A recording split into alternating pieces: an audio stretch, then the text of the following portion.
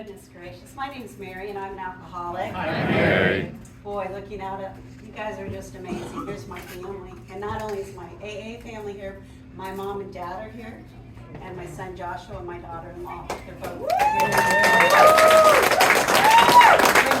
Brings joy. Can you guys hear me okay? Oh, yeah.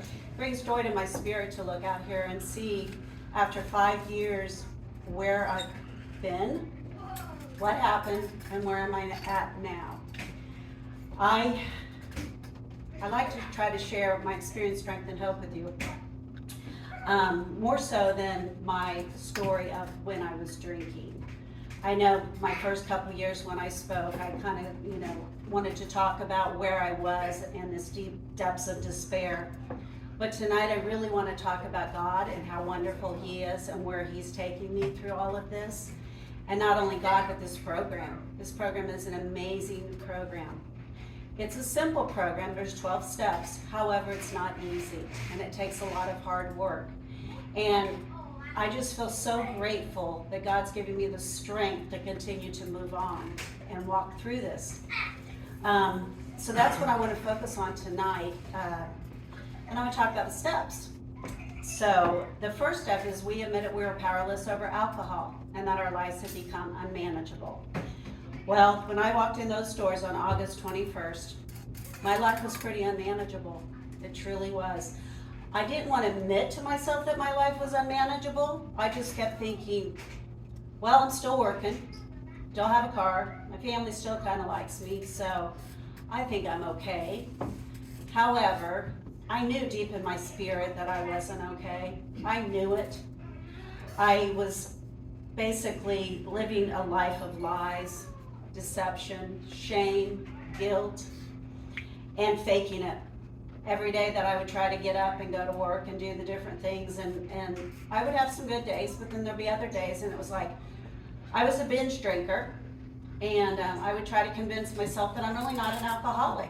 I only drink on Fridays, sometimes Tuesdays, and I just thought, oh, well, you have a problem with alcohol, but you're really not an alcoholic.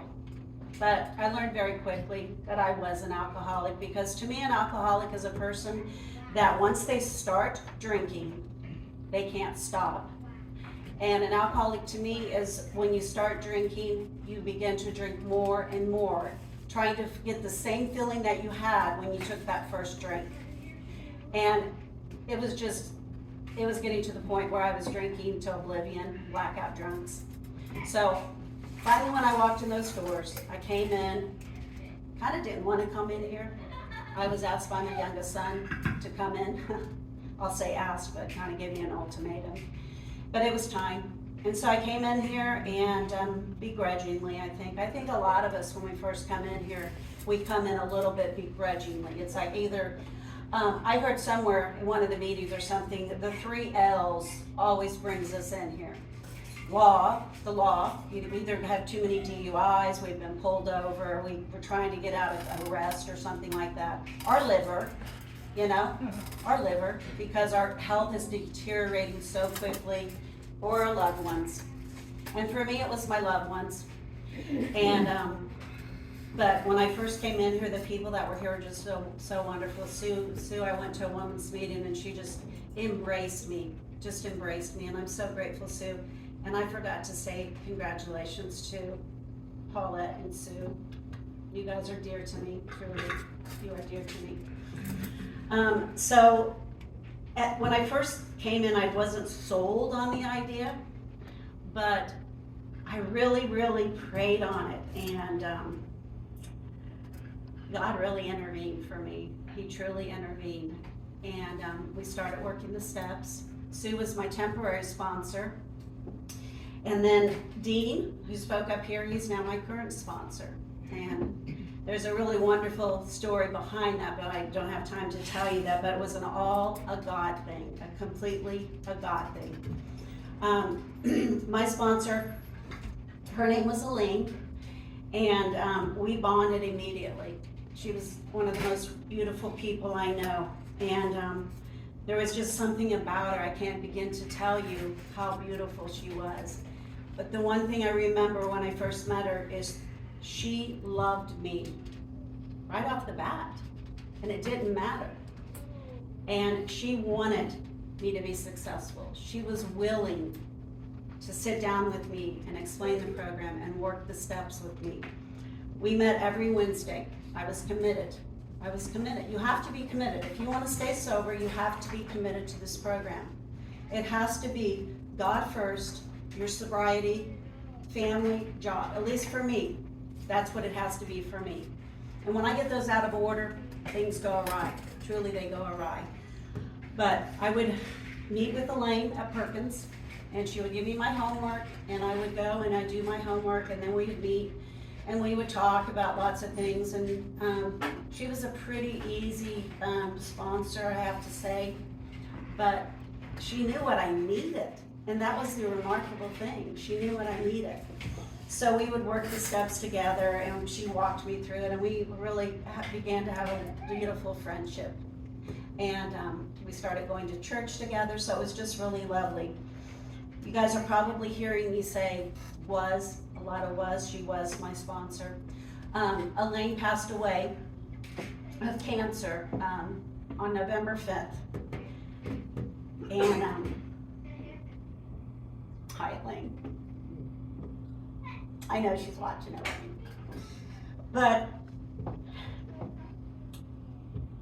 she was amazing. She was amazing. And a lot of the people in here know her. And boy, do I feel grateful that I was blessed and one of the lucky ones to get to work with her. It just touched my spirit. And she also introduced me to people here. They say in AA that you must hang with the winners. So any newcomers in here, you've got to make this part of your life. When you walk in those doors, it's difficult. And you know, you might come in a little shaky and you feel like shit, but you know what, if you dig in, meet the right people and hang up, the people up here will love you until you can love yourself. And that took some time for me.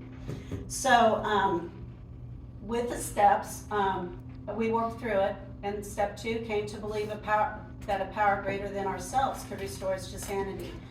I always believed that God was there. I never, ever, ever got angry with God. I never got angry with God. I knew He was always there. I was raised in a Christian home, and I think with me, towards the end of my drinking, I began to feel so ashamed with God. Our relationship had become, for me, I knew He was always there, but for me, I felt ashamed. Like, God, aren't you getting tired of me? Aren't you just getting tired of me? I always say I'm going to try to stop, and then I do it again. Don't you get tired of me, God? You know, I'm letting you down. That was my thinking. My stinking thinking, actually, is what it was.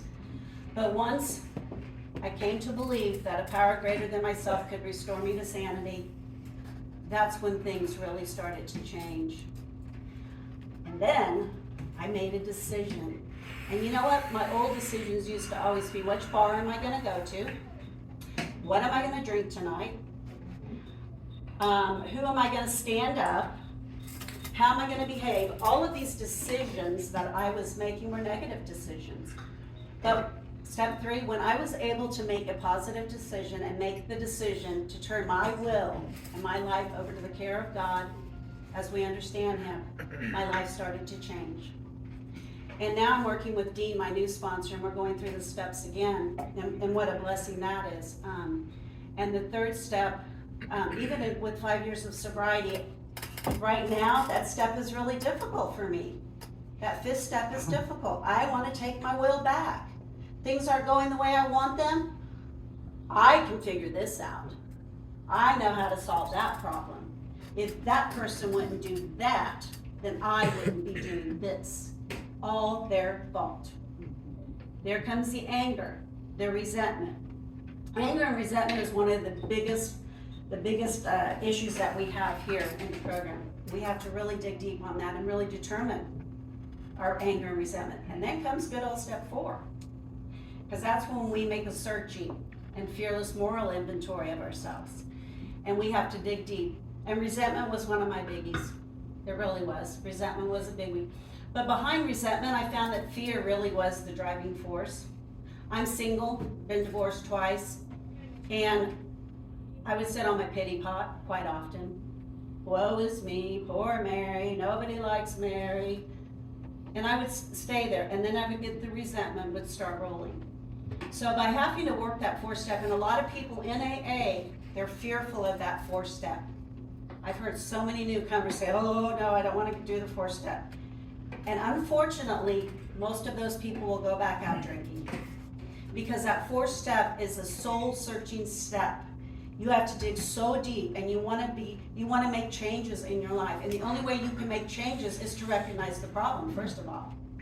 So, making that step, admitting it, I wrote it out. Elaine and I did it a little differently. I did a walk down memory lane, went all the way back, and I could start to see the patterns of resentment and anger and fear. And then the 5th step, admit it to God, to ourselves, and to a power, I gotta read it here, to another human being, the exact nature of our wrongs. And that step, it wasn't difficult because it was Elaine. By then we had established this beautiful relationship. She came to my house, we cooked some soup, I sat on my sofa, and I just began. And she was there for 8 hours. So you can only imagine how much shit that I had on my 4-step. But through the process, I started looking down, going, I just feel so ashamed, Elaine. She goes, you stop. I'm gonna tell you a story. And by golly, she told me a story. And I go, you did that? And she goes, yeah, I did that. I go, okay, now I feel better. So that's the fun part about the 5th step is you're sitting with someone that loves you by now because you've worked those other steps. And they can share their experience and strength with you, and you don't feel like you're the only one. We are not alone anymore.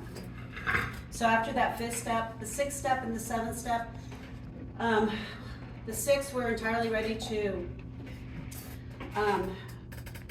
ask God or have God remove those character defects. I remember Elaine, she goes, you've had a rough day today, just, sit and pray. I have a prayer chair in my home, and I pray, meditate, and journal every day. And when I saw her the next time, I said, I don't know, Elaine, I don't think I'm ready to get rid of all those character defects, because I've been using those character defects to survive.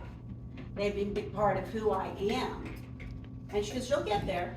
We're going to work through that. You'll get there. So finally I was, and then I humbly asked God to remove those character defects. And lo and behold, He removed those character defects. Doesn't mean they're still not down there. Doesn't mean that they're still not going to come back, but He removed them. And I just felt this beautiful lifting of my spirit.